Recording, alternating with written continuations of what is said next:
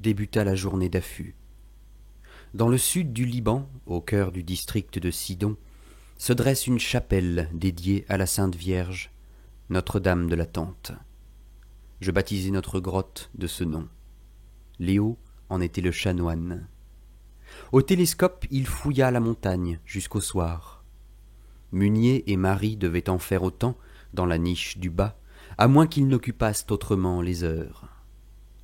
Parfois, Léo se repliait à quatre pattes pour boire une gorgée de thé au fond de la cavité, puis reprenait sa vigie. Munier nous avait parlé à la radio. Il pensait que le fauve avait traversé le canyon et rejoint les terrasses de roches sur le versant opposé. Elle va se reposer en tenant un œil sur la proie, fouiller les blocs en face, à même hauteur.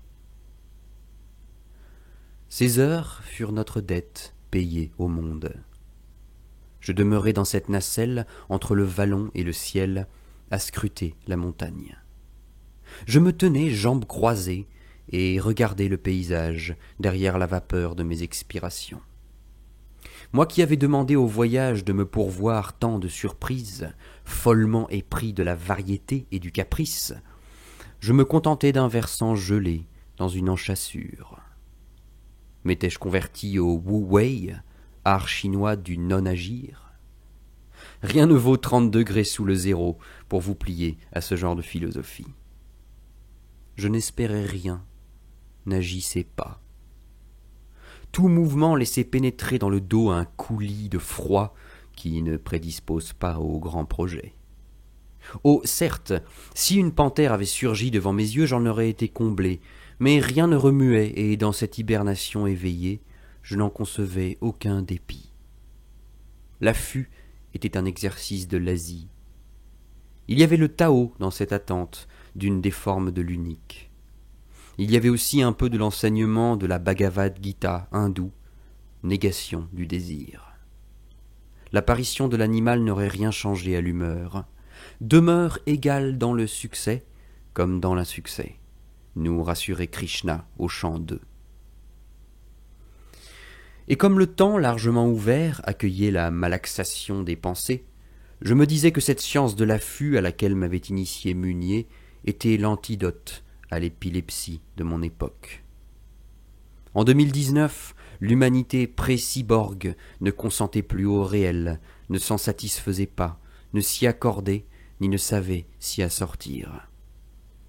Ici, à Notre-Dame de la Tente, je demandais au monde de continuer à pourvoir ce qui était déjà en place. En ce début de siècle XXI, nous autres, 8 milliards d'humains, asservissions la nature avec passion. Nous lessivions les sols, acidifions les eaux, asphyxions les airs. Un rapport de la Société zoologique britannique établissait à 60% la proportion d'espèces sauvages disparues en 5 décennies. Le monde reculait, la vie se retirait, les dieux se cachaient. La race humaine se portait bien. Elle bâtissait les conditions de son enfer, s'apprêtait à franchir la barre des 10 milliards d'individus.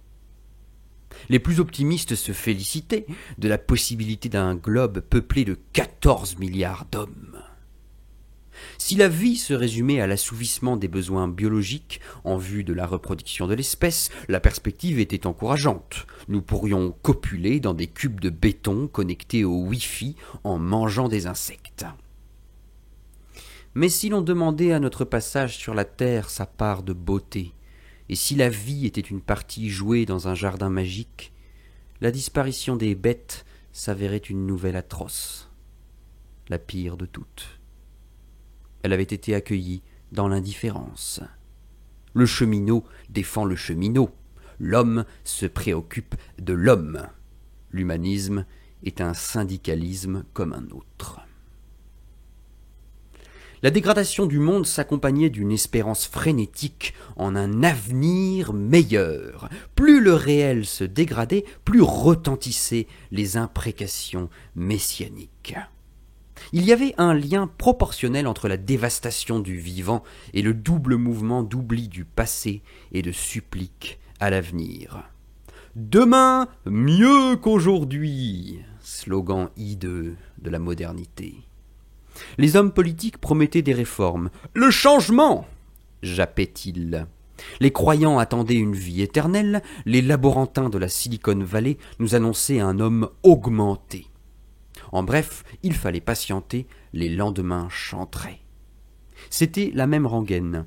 Puisque ce monde est bousillé, ménageons nos issues de secours. Hommes de science, hommes politiques et hommes de foi se pressaient au portillon des espérances. En revanche, pour conserver ce qui nous avait été remis, il n'y avait pas grand monde. Ici, un tribun de barricade appelait à la révolution et ses troupes déferlaient avec la pioche au poing.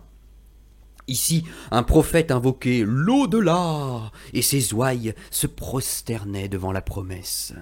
Ici, un Folamour 2.0 fomentait la mutation post-humaine et ses clients s'entichaient de fétiches technologiques.